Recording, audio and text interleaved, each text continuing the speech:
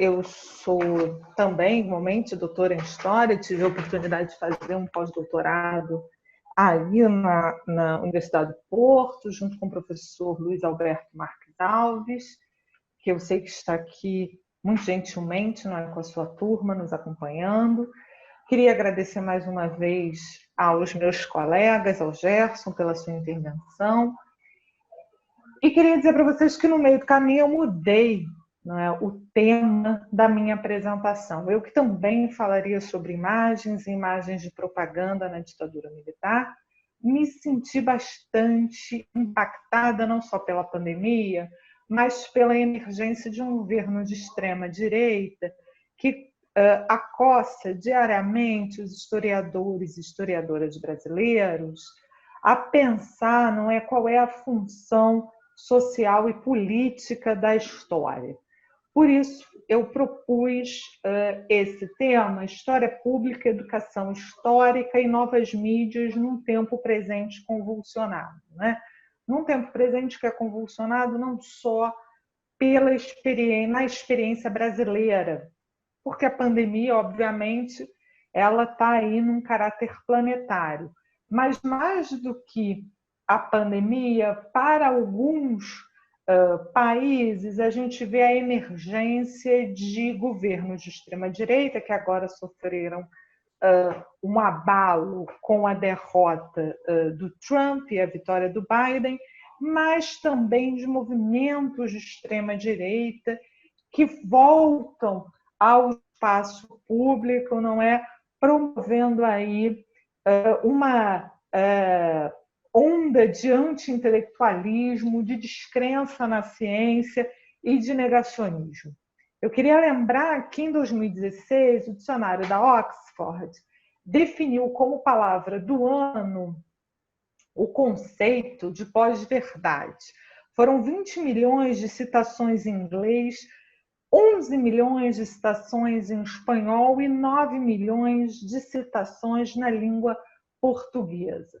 O que significa que houve uma enorme busca em relação a esse conceito, que vem muito depois a alimentar um outro conceito que passou a circular no espaço e no debate público, no espaço e no debate virtual, que é o negacionismo. Né? Negacionismo esse que vem sendo utilizado, inclusive, por lideranças políticas.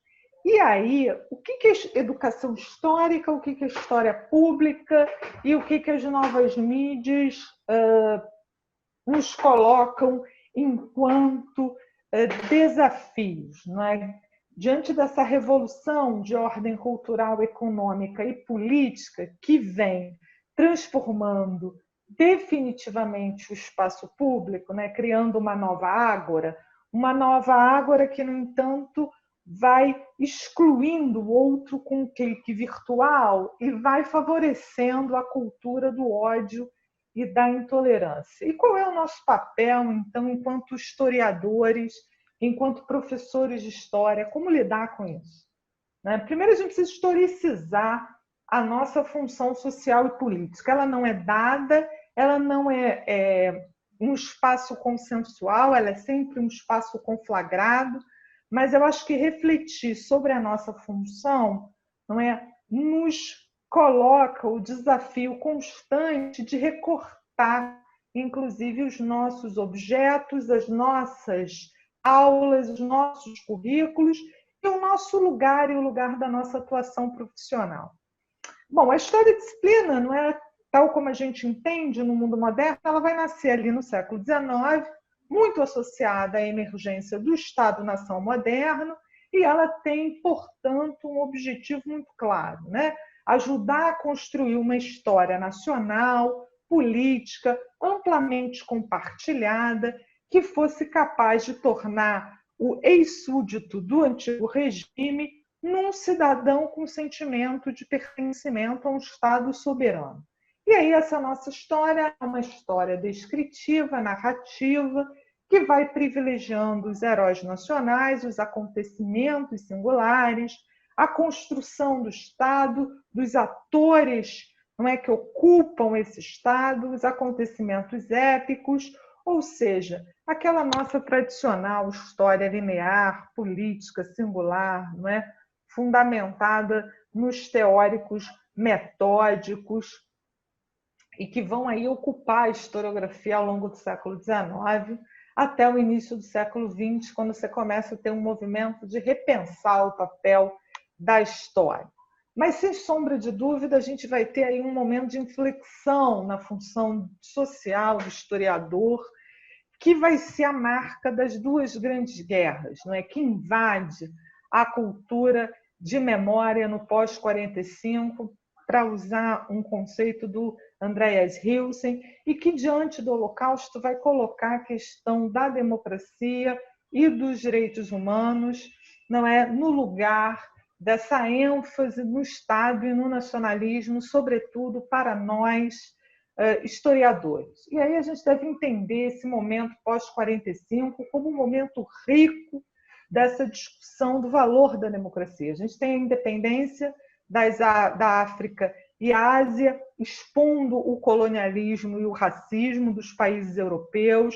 A gente tem a terceira voga democrática a partir dos anos 70, com o desmantelamento do regime do Salazar em Portugal, do Franco na Espanha e também das redemocratizações aqui das ditaduras latino-americanas no avançar dos anos 70 e 80. Então, vai construindo aí uma memória transnacional sobre a importância de nós enfrentarmos o nosso passado traumático, os nossos passados sensíveis, dolorosos, e da nossa obrigação de tornar a história uma ciência ensinável, capaz de contribuir para essa consagração dos direitos humanos, da democracia, da justiça social, incluindo aí nesse debate a igualdade racial e a equidade de gênero, né?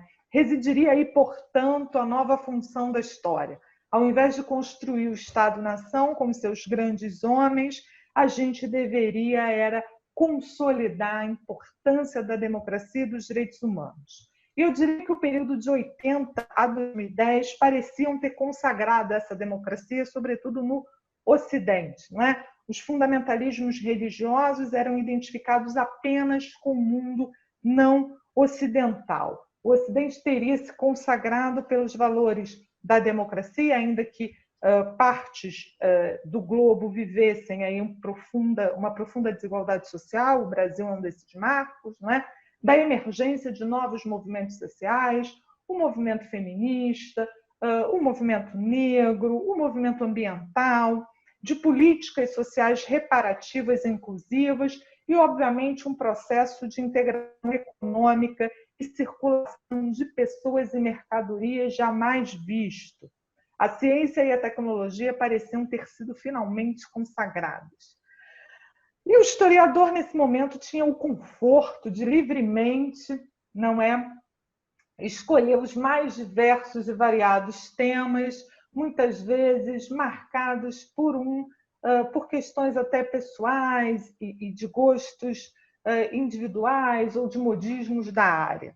Mas nos subterrâneos das gentes de diferentes nacionalidades, a gente tinha os ressentimentos, a xenofobia, a precarização das relações trabalhistas, a crise econômica a partir de 2008, a violência urbana, as intolerâncias, o racismo estrutural que tanto nos marca, a cultura do ódio, novos fundamentalismos religiosos cristãos, formando aí um caldo explosivo, que vai contribuir para o abalo de sólidas tradições democráticas e para a emergência dos chamados populismos de extrema-direita, que, como disse o italiano da Empoli, vai acabar utilizando esse caldo para construir todo tipo de fake news e do uso da desinformação como estratégia política. O projeto político, portanto, não é mais apresentar um ideal de modernização, mas justamente usar o grotesco, o absurdo, para congregar as pessoas em torno de projetos bastante autoritários. Bom, ao mesmo tempo, nós, professores de história, historiadores, nos sentimos muito pressionados pela inclusão das novas tecnologias. Sobretudo porque eu acredito que a internet ela não está provocando uma revolução social qualquer, ela está interferindo na construção da nossa consciência histórica. E é aí que eu quero chegar com o debate da história pública e da educação histórica, né?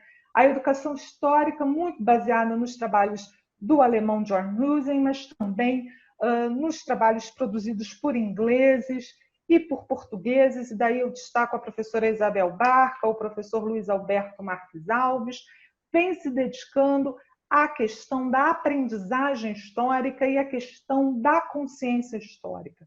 E me parece que a gente hoje enfrenta uma alteração dessa consciência histórica, um impacto na forma como a gente representa o mundo social e decide, com base nas tensões entre experiências e expectativas, a nossa forma de querer organizar o mundo. Justamente porque a gente vive num campo conflagrado de construções de narrativas históricas, vindo vários, agentes, alguns entusiastas da nossa disciplina, como chamou a atenção a Jill Lindenton, ao definir a história pública. A história pública são narrativas históricas sobre o passado, construídas ou não por historiadores, mas que impactam na nossa consciência histórica, circulam amplamente. E os nossos alunos acionam cada vez mais os youtubers, os sites de história, há um interesse enorme pela história que circula na internet, porém nós ainda estamos timidamente nesse espaço. E aí o campo da história pública vem propor boas práticas de história pública, vem propor ao historiador que, além da pesquisa, do ensino em sala de aula, vá ocupando, esse espaço virtual, vá ocupando outros espaços de atuação, vá construindo uma narrativa que seja acessível, uma narrativa que é diferente da narrativa histórica escolar, ainda que dialogue muito com essa narrativa, mas que vá ocupando cada vez mais, sob o risco de continuarmos aí sendo atacados ou pelo negacionismo ou por práticas de construção de narrativas sobre o passado que, ainda que tragam informação e conhecimento, estão excessivamente preocupadas com entretenimento. E narrativas que estão conformando a consciência histórica dos jovens, que são os principais consumidores. Eu não sei como está isso em Portugal, mas nós temos youtubers no Brasil cujos vídeos dedicados à história ultrapassam os 6 milhões de acessos, não é? Isso tem um impacto na compreensão do sujeito acerca, do passado, da sua identidade, da identidade coletiva, que, se não é maior do que o impacto da história ensinada, concorre diretamente com essa história ensinada. Por isso, nós precisamos nos ocupar e rediscutir qual é o lugar do historiador. E me parece, portanto, que temos o desafio de construir mais um lugar, o espaço público, o espaço de divulgação de um conhecimento acessível, que associe informação, conhecimento e, por que não, em menor escala, entretenimento. As narrativas históricas, como eu falei, elas vêm sendo apropriadas por esses, usando o conceito, praticantes entusiasmados. E acreditar que os jovens irão discernir o saber escolar, que era um lugar tradicional de divulgação do conhecimento, de transposição do conhecimento, para as narrativas de entretenimento que circulam à internet, não me parece ser a única resposta. Por isso, compartilhando da perspectiva e da apreensão de vários colegas brasileiros, eu já estou encerrando, porque eu trago essa reflexão muito mais com dúvidas do que como certeza, eu acredito que a educação histórica é um espaço para avançarmos nesse debate. Primeiro, porque, considerando a didática da história, as narrativas sobre o passado já são consideradas pela didática para além do ensino. Então, nós já temos um arcabouço teórico para avançar. No entanto, ainda fazemos isso timidamente, né? Precisamos investigar mais as narrativas que circulam para o grande público, entendê-las como uma arena de conflitos que ora se aproxima da história ensinada, ora se afasta e se concentra do entretenimento. Bom, depois precisamos considerar melhor a interação entre ensino, pesquisa e divulgação. Não é? O ensino tem objetivos próprios, uma cultura escolar específica e é um importante de circulação de narrativas. Mas a gente também deve concentrar a nossa função na defesa da cidadania e dos direitos humanos em outros espaços, e, portanto, em espaços por onde os jovens circulam. E aí a minha proposta de associação entre essa história pública, que vem ganhando muito espaço no Brasil, e o ensino de história, né? Numa interação coletiva entre as duas áreas de conhecimento e de produção de boas narrativas de história. Mais ou menos sobre isso que eu queria falar, eu não sei nem quanto tempo eu falei, mas, enfim, eu trago essa reflexão, né, as possibilidades dessa história pública, sobretudo porque, olhando para essas apresentações de hoje, a gente está falando sobre como se constrói leituras acerca do mundo social via imagens. Imagens que estão sendo cada vez mais utilizadas na internet para construir narrativas de sentido sobre o vivido, não é? Que estão sendo descoladas da sua produção original. E aí, por isso, eu acho que o ensino de história e a história pública precisam, não é, se organizar num diálogo cada vez mais intenso e inevitável, porque se a gente, enquanto professores de ensino, do ensino de história, não olharmos para essas narrativas que circulam sobre o passado, a gente não vai entender, não é, como é que vai ocorrer a conformação da consciência histórica e nem a aprendizagem da história, que vai começar cada vez mais a compartilhar, não é, as nossas tradicionais autoridades com esses outros atores que se ocupam da história. Eu agradeço mais uma vez a todos e todas pela presença